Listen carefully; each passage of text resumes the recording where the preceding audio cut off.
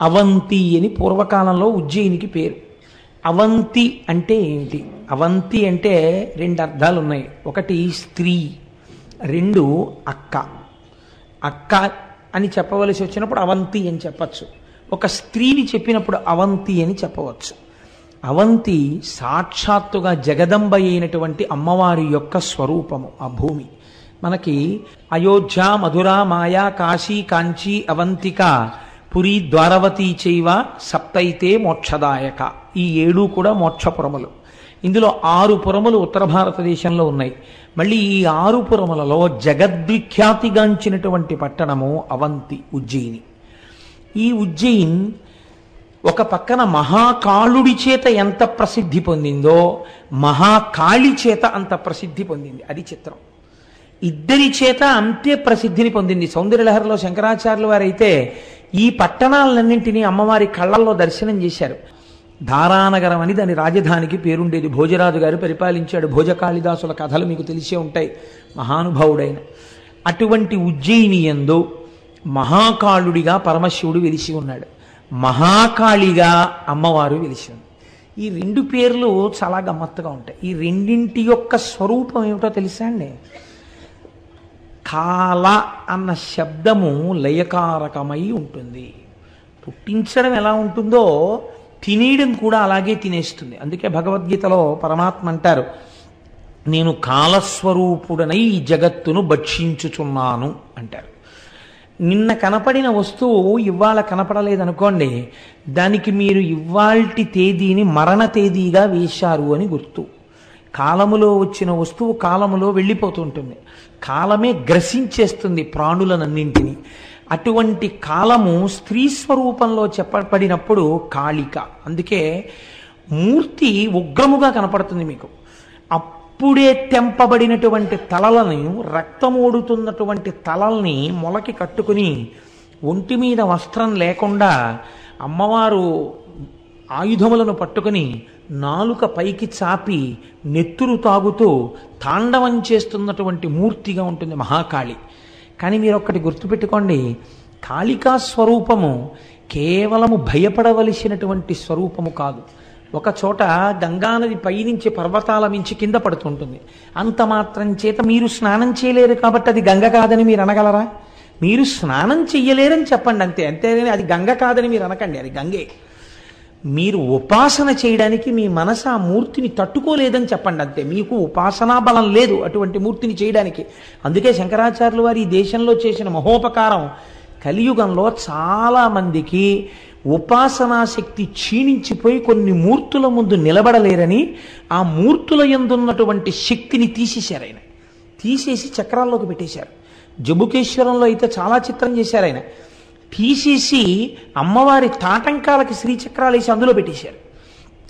శంకరాచార్యులు వారు చేసినటువంటి ఉపకారం ఈ దేశంలో ఎవరు చేయగలరండి? అంతటి మహోపకారం చేసిన జగద్గురువులు వారు. కనుక ఆ మహాకాళీ స్వరూపం కూడా యుద్ధ భూమిలో తెగటారుస్తూ ఉంటుంది, అంటే పడగొడుతుంది. ఇంతటి తల్లి అయినా ఆవిడకొక్కటి తెలుసు, మీరు చాలా జాగ్రత్తగా గమనించాలి. పరమశివుడు యుద్ధ భూమిలో పడిపోతే ఆగిపోయి ఉంటుంది ఆవిడ తాండవం. దాని అర్థం ఏమిటో తెలుసా అండి? మహాకాళి విజృంభిస్తే ఎలాగ ఆపాలి అన్నది ఎవ్వరికీ తెలియలేదు. తెలియకపోతే పరమశివుణ్ణి ప్రార్థన చేశారు, నువ్వే ఆపాలయా ఆవిడ్ని అని. శంకరుడు వెళ్ళి యుద్ధభూమిలో పడుకున్నాడు. పడుకుంటే ఆవిడ తాండవం చేస్తూ తొక్కింది శంకరుణ్ణి. తొక్కగానే స్పర్శ చేత తెలుసుకుంది తన భర్త అని. ఆగిపోయింది. ఎంతటి అపచారం! నా కాల ఆయనకి తగిలిందని ఆగిపోయింది అంతే. ఆవిడ ఆ స్థితిలో కూడా మహాపతివ్రత, మహాకాళి. ఇక్కడ ఉన్న 2 స్వరూపములు కూడా కాలస్వరూపములై ఉన్నవి. అంటే ఇవి లయకారకములై ఉంటాయి, తినేస్తాయి లోకాన్ని. తినేసే స్వరూపం దగ్గరికి మీరు ఎడతారండి? తింటుంది. మరి ఎందుకు మహాకాళేశ్వరం గురించి అంత గొప్పగా చెప్పుకోవడం మనం? అంటే ఒకటి గుర్తుపెట్టుకోండి, ఏది తినగలదో అది నేను నిన్ను తింటలేదని వదిలిపెట్టగలను కదా. ఏది తినేయాలో అదే తినకుండా కూడా వదిలిపెట్టాలి కదండి. మనకి శాస్త్రంలో మృత్యు వద్దు అని అడగారు. ఈ మృత్యుంజయ మహామంత్రంలో నాకు చావు వద్దు అని అడగారు. దోసపండు ముచిక నుంచి ఎంత తేలికగా విడిపోతుందో నేను కూడా అంత తేలికగా విడివడెదనుగాక అని అడుగుతారు. మీరు ఒక్క విషయం లోకంలో గమనించండి, ఈ మాట ఎందుకు వెయ్యాలి మృత్యుంజయ మహామంత్రంలో? మీరు ఒక పిండిని తెంపేశారనుకోండి, ఒక పిండిని తెంపితే రసి బయటికి వస్తుంది. అది ఏ కాయవనివ్వండి, కొద్దిగా రసో పాలో ఏదో ఒకటి చెట్టులోంచి పైకి వస్తాయి. మనిషి బ్రతకవలసినటువంటి ఆయుర్దాయాన్ని పొందకుండా వెళ్ళిపోతే ఖచ్చితంగా ఆయన వెళ్ళిపోవడం చేత ఆయన వెనకనున్న వాళ్ళ కళ్ళంబట నీళ్ళొచ్చి అతను లేని కారణం చేత ఆ కుటుంబపు వృద్ధి దెబ్బతినేటటువంటి పరిస్థితి ఉంటుంది.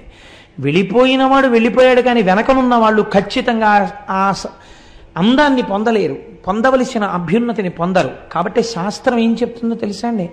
మృత్యు వద్దని చెప్పదు. 90 ఏళ్ళు వచ్చినా 80 ఏళ్ళు వచ్చినా మృత్యువు లేకుండా నాకు ఇవ్వండి వరం అంటే ఇవ్వదు, అలా అడగమని చెప్పదు. నాకు పండిపోయినటువంటి పండు నేలరాలిపోయినప్పుడు మీకు రసి కానీ పాలు కానీ ఉండవు. అది తనంత తాను చెట్టు విడిచిపెట్టేస్తుంది ఆ పండుని. ఆ పండు కూడా నేల మీద పడిపోతుంది, పడిపోయి పగిలిపోతుంది, ఇంకోళ్ళు తినాలని పడిపోతుంది అంతే. అలా ఒక వయసు వచ్చేసిన తర్వాత ఇంకా చాలు, సాక్షిగా నేను దేహాన్ని చూస్తూ ఇందులోంచి విడివిడిపోతానని కోరుకో. జ్ఞానాన్ని మాత్రమే బోధ చేస్తుంది సనాతన ధర్మం. లేనిపోని విషయాలను సనాతన ధర్మము మాట్లాడదు, మనిషిని ఉద్ధరించడానికి మాట్లాడుతుంది. ఏది మాట్లాడినా. కాబట్టి మీరు ఏ మృత్యు వద్దని అడగాలి?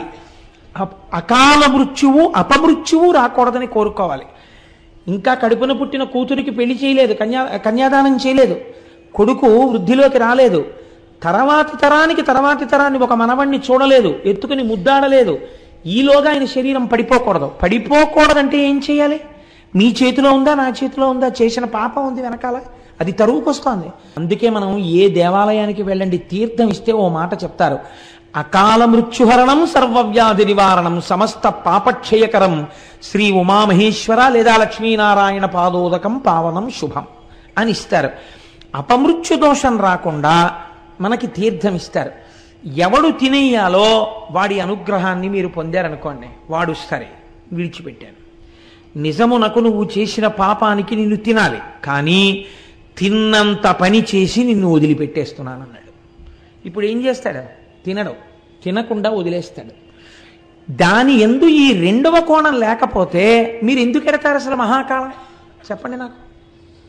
ఈ సిద్ధి కావాలంటే మహాకాలం వెళ్ళాలి. 2 అయితే ఏమంటే 80 ఏళ్ళో 90 ఏళ్ళో వచ్చాయి, అప్పుడు వెళ్ళకూడదా ఉజ్జయిని? ఇంకా వెళ్ళాలి. ఎందుకు వెళ్ళాలి? పండు పడిపోయినట్టు చెట్టు నుంచి తాను ఏ బెంగా లేకుండా విడివడేటటువంటి స్థితి కలగడానికి వెళ్ళాలి. అవతరించడంలో కేవలము ఇదొక్కటే ఆయన ప్రయోజనమా? అపమృత్యువును తీయడం ఒక్కటే ఆయన లక్ష్యమా? కాదు. ఎప్పుడైతే అపమృత్యువును కూడా తీయగలడో ఆయనకుండే విశేషాధికారమేమి? మీరు కోరుకున్న కోర్కెని తీర్చడం ఆయనకి పెద్ద లెక్కలోనిదే కాదు. అంత గొప్ప క్షేత్రం ఉజ్జయిని. అది ఒకానొక నాడు అంతర్జాతీయ ఖ్యాతిని చూరగొన్నటువంటి పట్టణం. మహాకవి కాళిదాసు, భోజరాజు ఇద్దరూ నడయాడినటువంటి ప్రాంతం ఆ ఉజ్జయిని. ఉజ్జయినిలో 3 అంతస్తులుగా ఉంటాయి శివలింగాలు. కింద నుండేటటువంటిది మహాకాళలింగం, మధ్యలో ఓంకారలింగం, ఆ పైన నాగేంద్ర స్వరూపమైనటువంటి లింగం. 3 లింగాలుగా ఉంటుంది. ఈ కింద నుండేటటువంటి మహాకాళలింగాన్ని భక్తులు వెళ్ళి దర్శనం చేసుకుంటూ ఉంటారు. ఈ ఉజ్జయినిలో ఉన్నటువంటి మహాకాళేశ్వరుడు వెలిసినటువంటి ప్రాంతము కిందనే శంఖు యంత్రము అనబడేటటువంటి చాలా ఆశ్చర్యకరమైనటువంటి యంత్రం ఉన్నది అని పెద్దలు నమ్ముతారు. కాబట్టి మహాకాళేశ్వరుడి దగ్గరికి వెళ్ళి దర్శనం చేసుకున్నవాడు ఎటువంటి విజయాన్నైనా పొందుతాడు. చంద్రసేనుడు పొందలా? అటువంటి విజయాన్ని పొందుతాడు. ఎటువంటి కోర్కెలు తీరుతాయి, అపమృత్యు దోషం పోతుంది. ఎవరికైనా అటువంటి ప్రమాదం ఉన్నదని బెంగపెట్టుకున్న వాళ్ళు ఉజ్జయిని వెళ్ళి మృత్యుంజయ మహామంత్ర జపం చేయించుకుంటూ ఉంటారు, అభిషేకం చేయించుకుంటూ ఉంటారు. దేవి అవంతిక అని అమ్మవారికి పేరు. అమ్మవారి అనుగ్రహంతోనే ఆ పట్టణం ఏర్పాటైంది అని. ఇక్కడ ఉండేటటువంటి కాళికాదేవి ఒక కోటలో ఉంటుంది.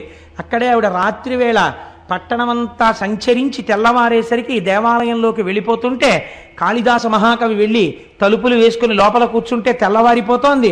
అంటే నాకు బాగా జ్ఞానం ఇవ్వాలి నువ్వంటే, అయితే తలుపు సందులోంచి నాలుక బయట పెట్టమంది. తలుపు సందులోంచి కాళిదాస మహాకవి ఇలా బయట పెట్టగానే బీజాక్షరాలు రాసేసింది అమ్మవారు. తలుపులు తీసి అమ్మవారిని చూసి శ్యామలాదండకం చేశాడు అప్పుడే మహానుభావుడు. కనుక కాళిదాస మహాకవికి జ్ఞానమబ్బినటువంటి క్షేత్రము ఉజ్జయిని క్షేత్రం. ఇప్పటికీ ఎప్పటి నుంచో, ఎన్ని వేల సంవత్సరాల నుంచో ఉజ్జయినిలో ఉన్నటువంటి అంతరాలయమునందు 2 జ్యోతులు వెలుగుతుంటాయి. వాటిని రెండింటినీ అఖండ దీపములు అని పిలుస్తారు. ఆ అఖండ దీపములను కూడా మీరు జ్యోతిగా భావన చేయవచ్చు, జ్యోతిర్లింగముగా భావన చేయవచ్చు. కనుక ఈశ్వరుణ్ణి దానిలో మీరు చూడవచ్చు. చిత్రం ఏమిటో తెలుసా అండి? ఒక్క ఉజ్జయిని దేవాలయంలో ఒక చిత్రమైనటువంటి మందిరం ఉన్నది. దాన్ని భస్మ మందిరము అని పిలుస్తారు. అక్కడ ఆవుల యొక్క పేడతో మన పెద్దలు ఋషులు ఎంత గొప్ప నిర్ణయం చేశారండి. ప్రపంచంలో పిపీలికాది పర్యంతంలో ఏ జీవి విడిచిపెట్టినటువంటి మలమైనా దుర్వాసనతో ఉంటుంది. ఒక్క ఆవు మాత్రం గడ్డి తిని పేడ వేస్తుంది. ఆవు పేడ చేత్తో పట్టుకుంటే సువాసన వస్తుంది. సరికదా, సూక్ష్మక్రిముల్ని చంపేస్తుంది.